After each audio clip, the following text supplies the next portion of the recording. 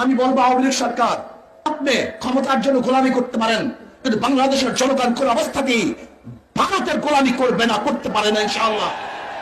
যদি রক্ত দিতে হয় আমরা রক্ত দেব, জীবন দিতে হয় জীবন দেব, জেল খাটতে হয় জেল খাটবো, কিন্তু বাংলাদেশের জনগণ কোন দেশের গোলামি করবে না, করবে না, করবে না ইনশাআল্লাহ।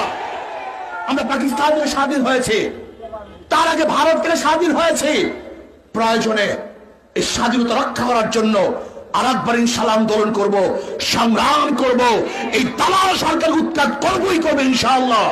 রাজনীতির অন্যতম সংগ্রামী জনতা আল্লামা মুফতি সৈয়দ মোহাম্মদ ফয়জুল করিম শেখ চরমাই হাফিজাহুল্লাহ।